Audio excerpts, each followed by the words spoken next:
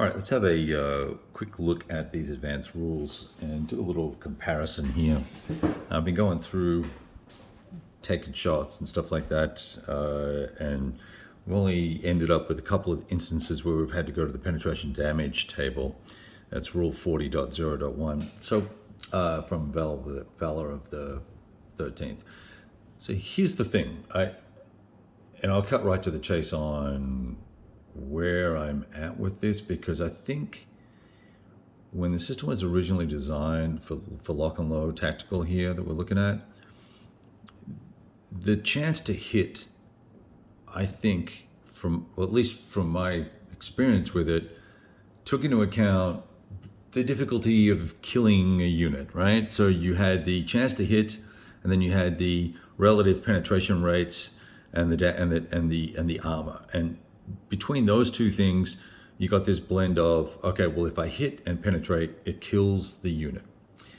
But if I don't hit, which sometimes can be quite difficult, then, obviously there's nothing, right? But if I do hit, I'm rolling a d6 for each unit, and then based on whatever their armor is and their penetration rate, we compare those net results, and that gives you a relative value or capability or resilience of a particular AFV, right? So T-34 here has a turret armor on the front of 4 and hull of 5, and if a Tiger is firing at it front on, it's got a penetration of 8.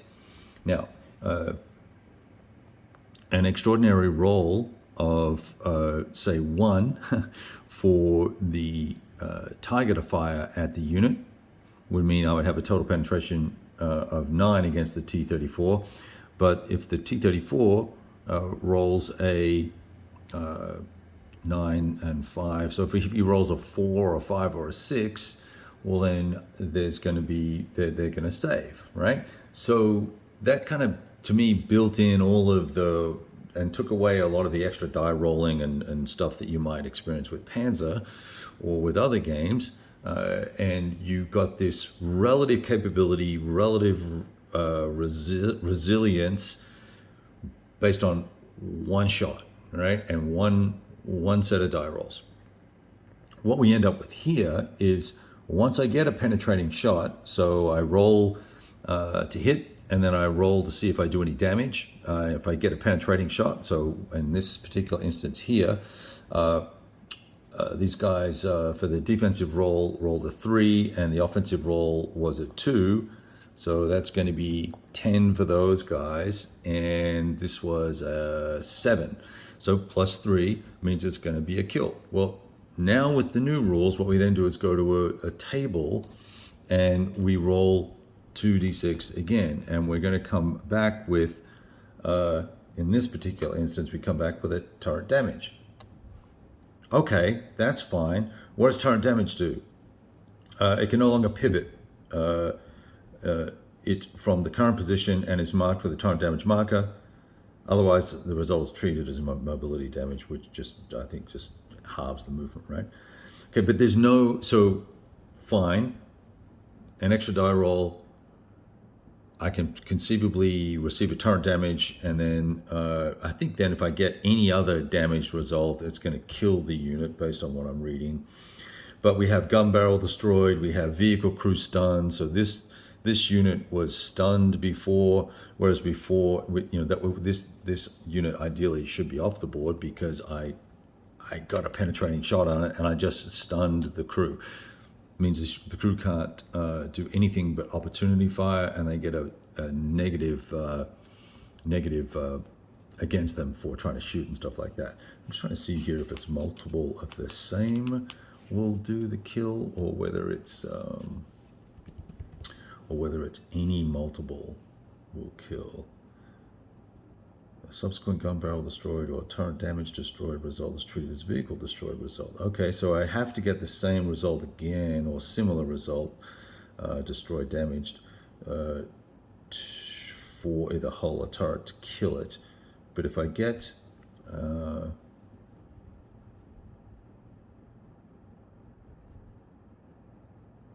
yeah,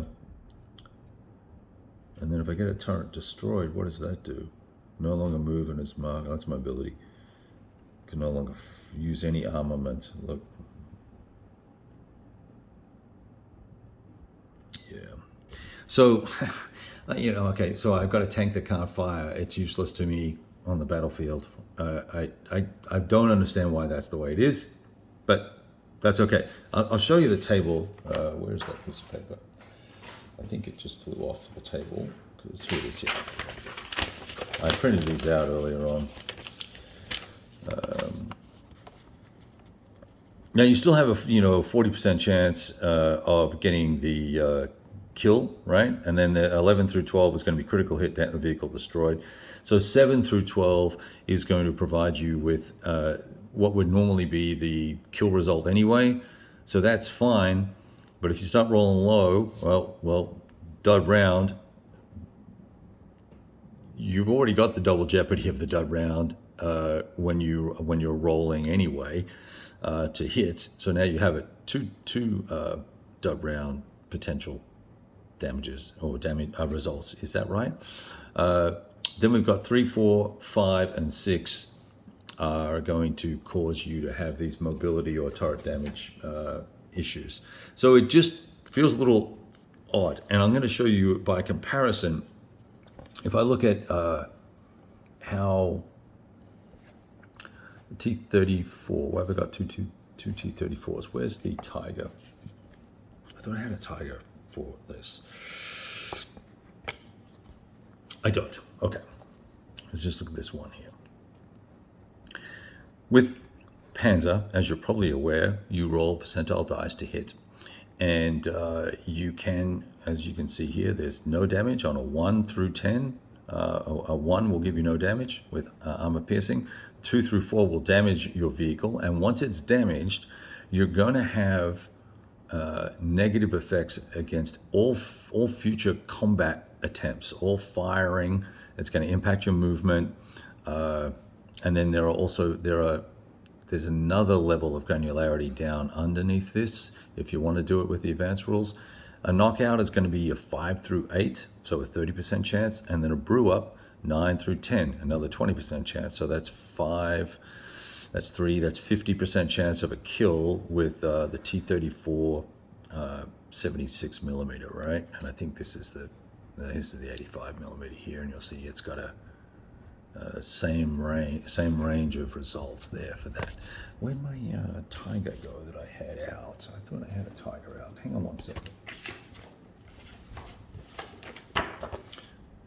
Oh, let me show you this as well.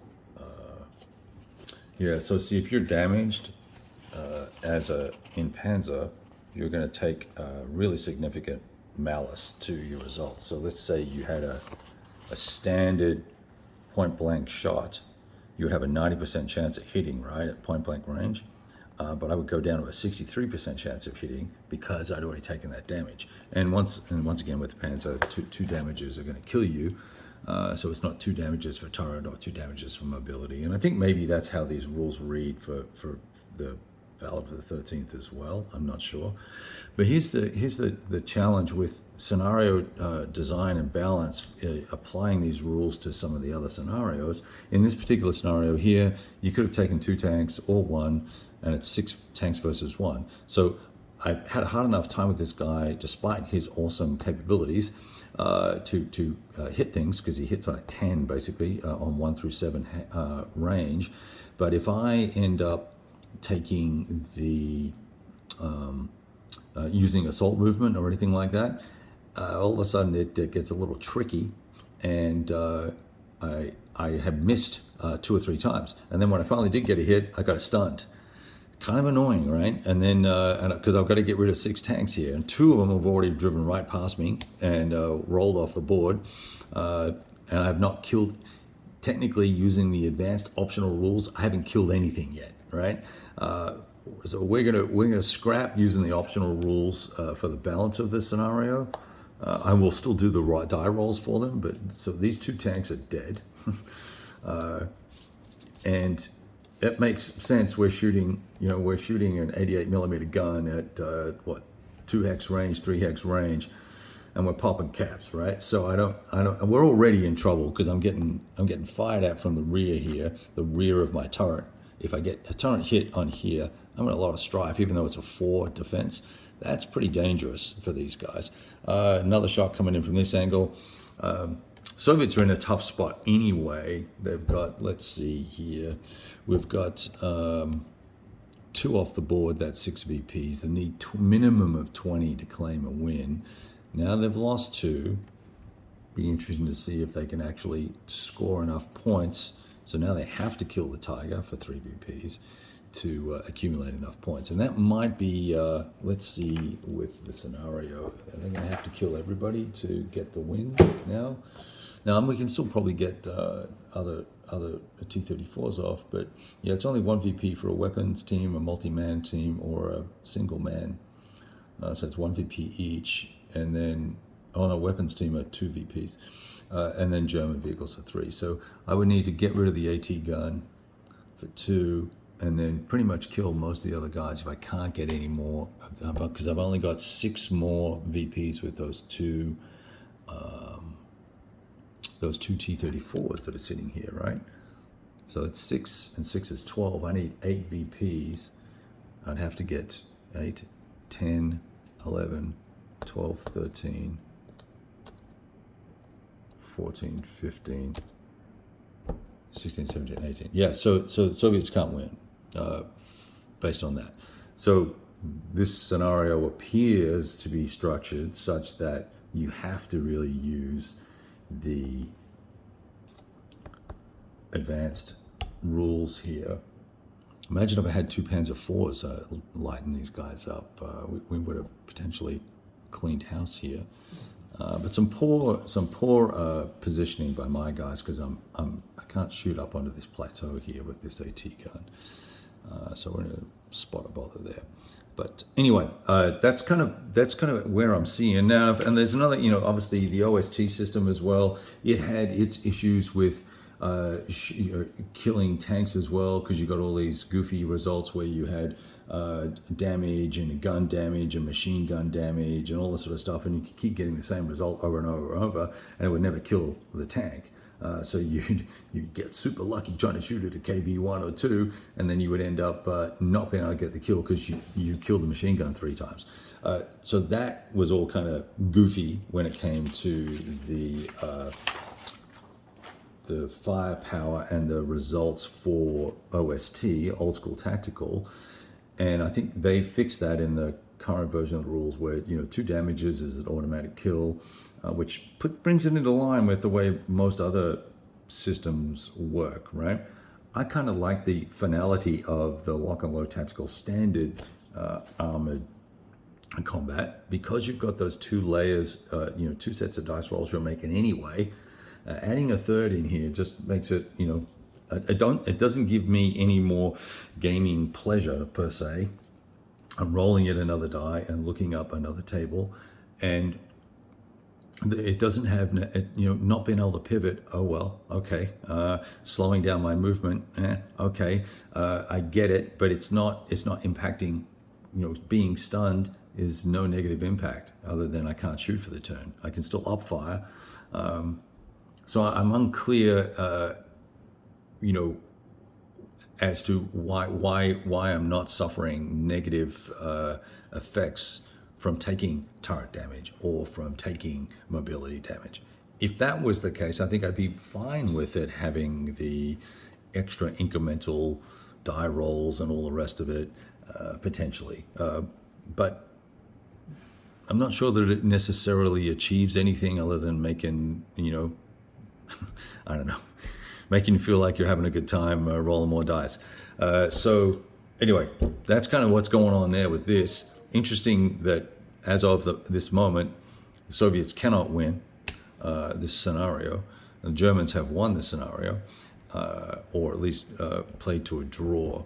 So we might either A, reset this and play again, or B, just, I think we'll definitely play the rest of it out, because I want to see if I can, I want to see if I can kill all the units, the German units anyway. This tank has been difficult to deal with, the Tiger. some bad shooting on my part, but I probably should not have raced these guys off the board straight up. I should have taken my extra shots here and assault moved and taken my chances with trying to knock it out, having 4 shots at it instead of just 2. Way too much detail. Talk to you later. Adios.